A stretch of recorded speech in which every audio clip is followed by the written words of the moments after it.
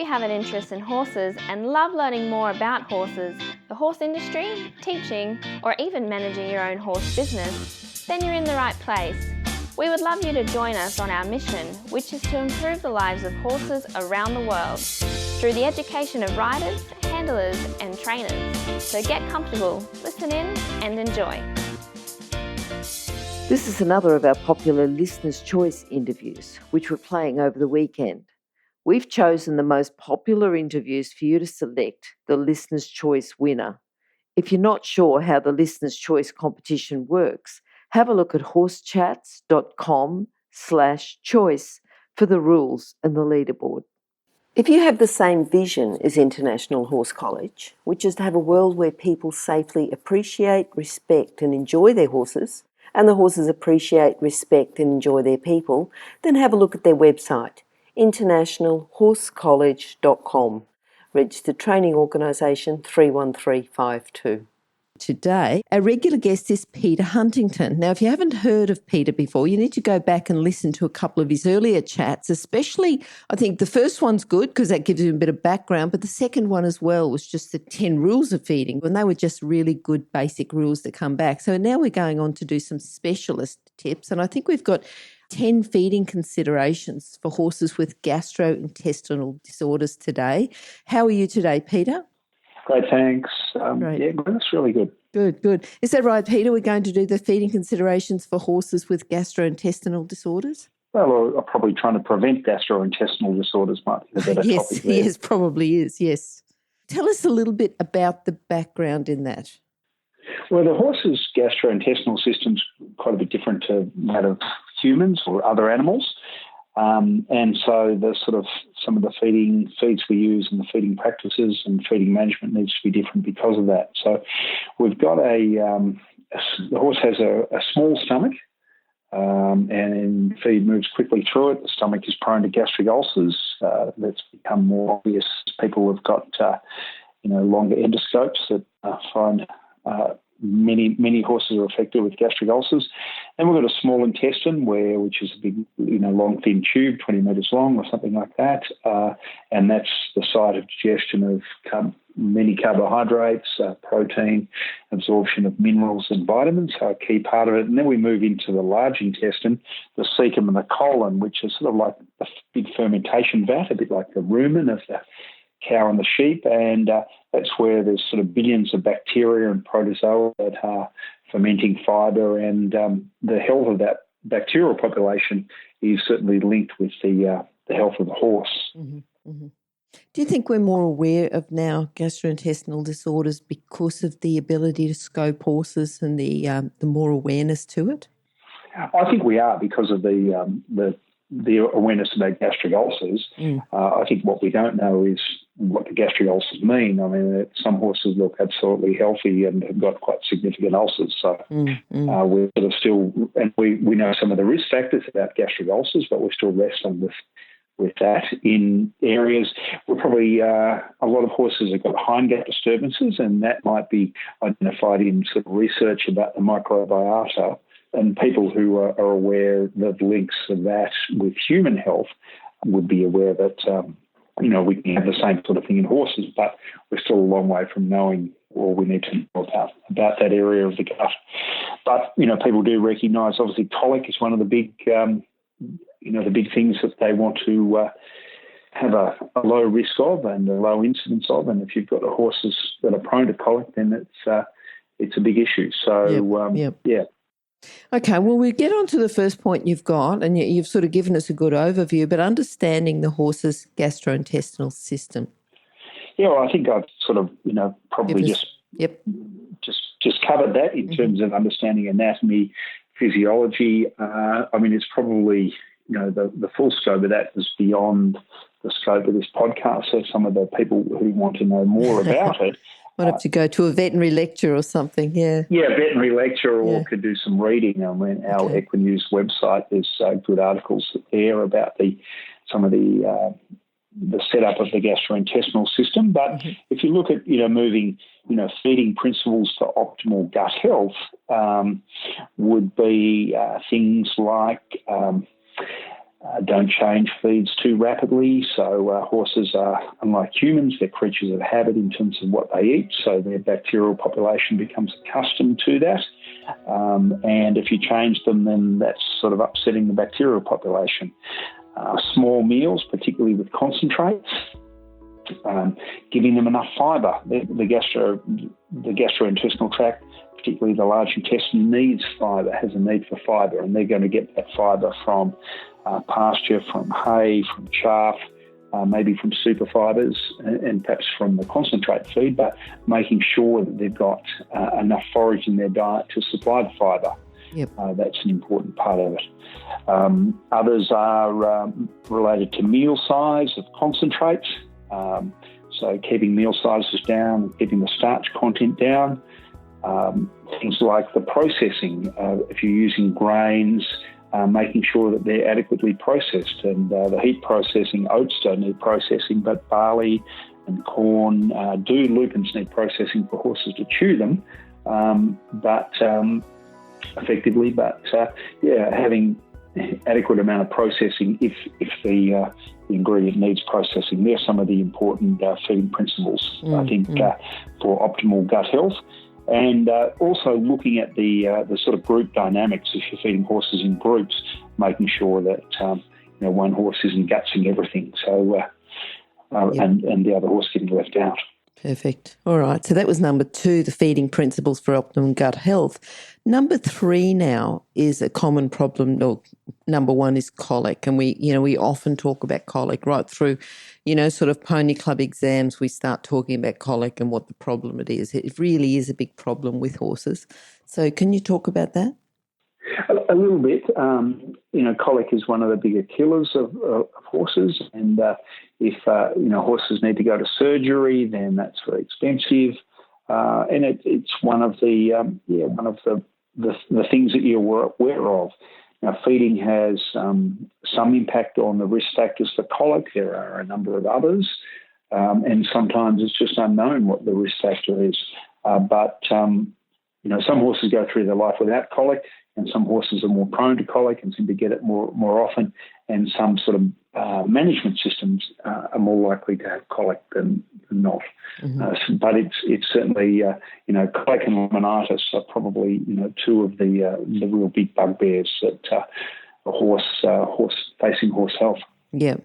So can you tell us, that's number 4, is the colic symptoms, causes and diagnosis? Yeah, I mean, the colic symptoms can be quite varied, mm-hmm. and it can involve, colic is another word for abdominal pain. So the horse has got a pain in the abdomen, and that can come from a wide variety of areas, and the symptoms and can be, differing severity. It could be just not eating. It could be, failing to pass any droppings in the case of impaction. It may be significant pain that's evidenced by things like high heart rates, by sweating, by rolling, flank watching, kicking at the belly, all that sort of thing. So there's a wide variety of signs, and colic is something that should be treated very seriously, and I think it's a veterinary emergency. So if you've got a horse with colic and it's going to resolve quickly, you need to be getting the vet to look at your horse, and then they are going to sort of conduct some examinations to try and determine the severity and which type of colic it might be, and therefore what to do about it. Mm-hmm, mm-hmm. Good. Now, feeding horses, and I know that you're the feeding specialist, so feeding horses after colic is point number 5.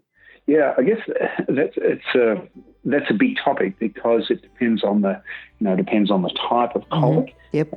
And if a horse that's had surgery is going to have different feeding practices to what you might do for a horse that's just had a medical colic that's either resolved without veterinary treatment or with sort of symptomatic type veterinary treatment. But in general terms, the things that are risk factors for colic are probably that relate to feed, are high intakes of concentrate feed. They are indigestible forages that might lead to impaction. They are things like feedstuffs that are prone to fermentation and production of a lot of gas. So that could be highly fermentable pastures and really high quality pastures. and low fibre intakes. There's some of the things that come to mind, and changes of feed. Mm-hmm. So in terms of feeding after colic, if you've got to look at what the type of colic is as to what you might change. So there's no one size fits all in this regard. Okay. And so you've got to look at what's the type of colic, and therefore what are the feeding practices, what risks do we have involved, and what we might do as a consequence of that. So it depends on the type of colic that the horse has, the severity, and then did it resolve with medical treatment or did it need surgery? Because feeding practices after surgery are very different to what you might do medically. Mm-hmm. Sometimes people can just continue on and feed the horse exactly the same way they were fed before, but other times they might need to then look at some change if it's identified that there are risk factors that I've outlined earlier. Okay. So you talked then about other feeding considerations. So have we covered point number 6, feeding considerations for preventing colic? Yeah, I think we have, because it's a matter of I think in many ways trying to keep the feeding as natural as possible. Yep. With high enough forage intakes, mm-hmm. But feeding good quality forage. But sometimes the risk factor can be, in fact, forage that's too high a quality. So if you've got superpowered grass with lots of indigestible fructans that can contribute to disturbances in the bacterial population, then we get gas production, and that can be one of the risks for colic. So it's very much a horses for courses in terms of identifying what the likely risk factors are related to that type of colic, and then taking the considerations in terms of meal size, processed grains, amount of fibre, quality of the fibre, mm-hmm. These sort of availability of feed into consideration. So, a number of things you need to consider. Okay. Now, common problem number 2 is the hindgut acidosis. Would you like to talk about that?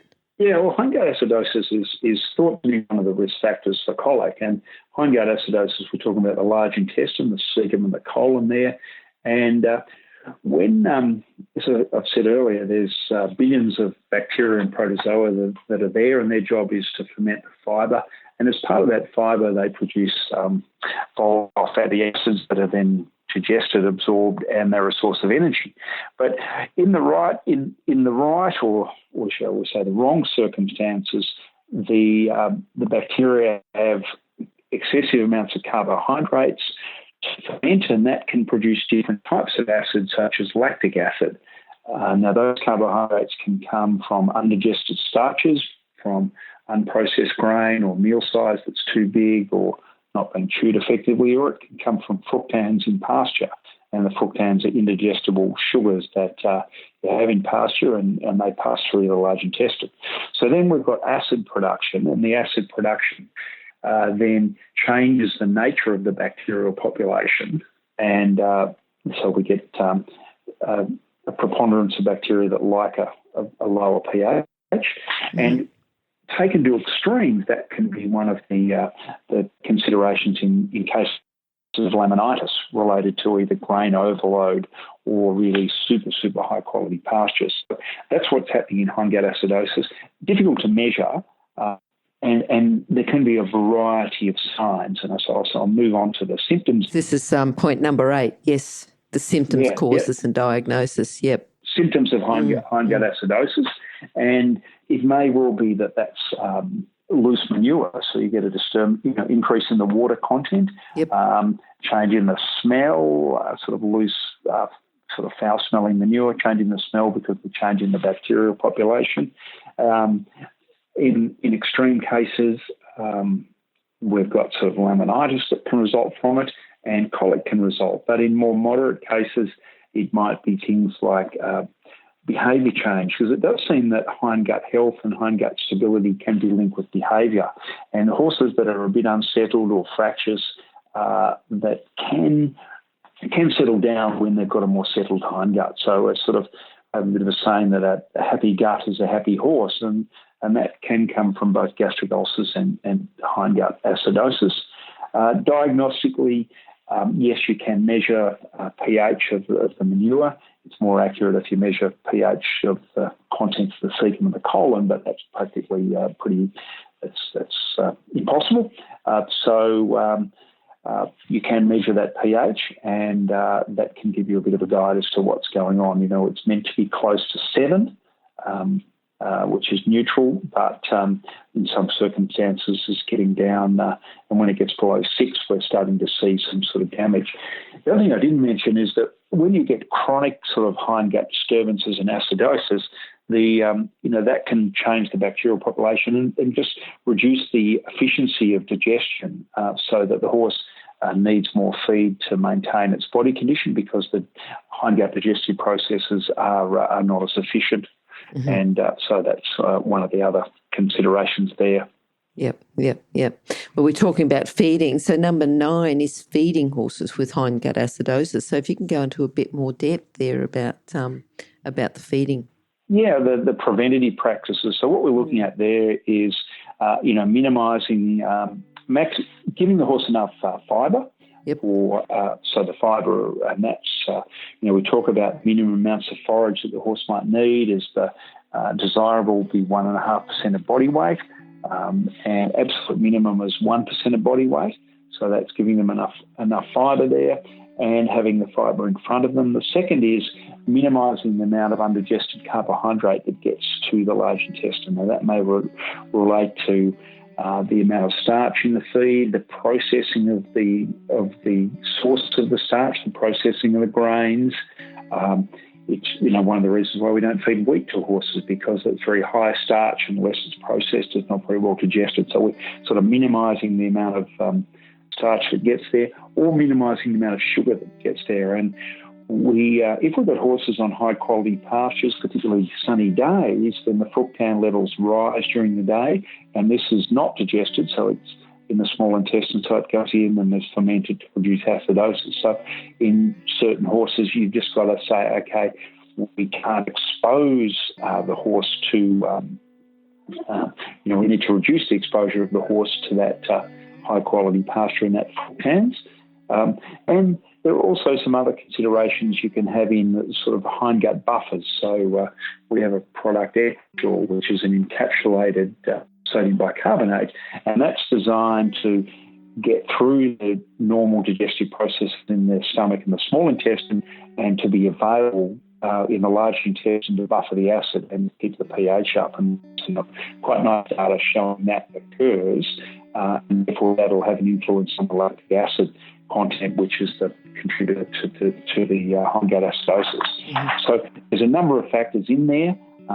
Yeast culture potentially also is something that may have some small impact. So horses prone to hindgut disturbances, then you need to look at what dietary considerations are there that require modification to reduce the risk. Okay.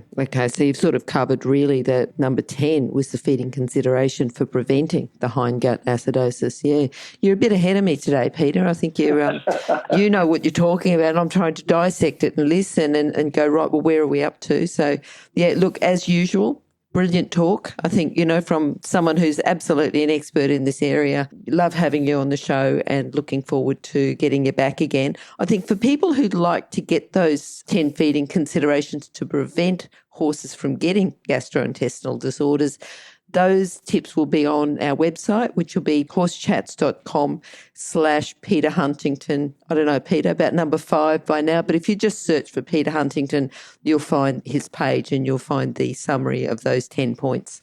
Contact details, if you can talk about your contact details. And also too, earlier on, you talked about Equinure for people who would like to get a bit more information about that, understanding the horse's gastrointestinal system. So if you can talk about where they can get Equinure and also your contact details, please. Sure. Equinure.com is the website, or they can go to our main website, kar.com, and go to the library section of that. And you can find there'll be hundreds of articles about gastrointestinal health and some of the disorders associated with it, and certainly some of the things around, more specifics, more detail than we can put in this particular particular podcast. Yep. So equinews.com or kr.com.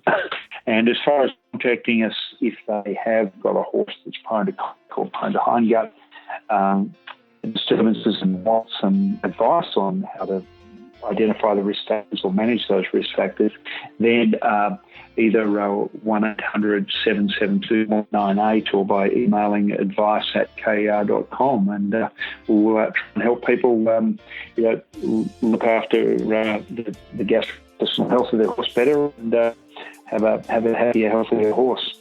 Perfect. So thanks, Peter. Thanks for coming on today, and looking forward to catching up with you again. Great, Glenys. Thanks very much. Okay, bye. If you've enjoyed this chat, then please comment, rate and subscribe. If you'd like any changes or recommendations for guests, then please contact us through horsechats.com. And while you're online, have a look at the government-accredited courses at internationalhorsecollege.com. Registered Training Organisation 31352. Remember that our comments and instructions are general in nature and do not take into consideration your individual horses or your individual ability and circumstances. If you enjoyed this podcast, then please leave your comment below.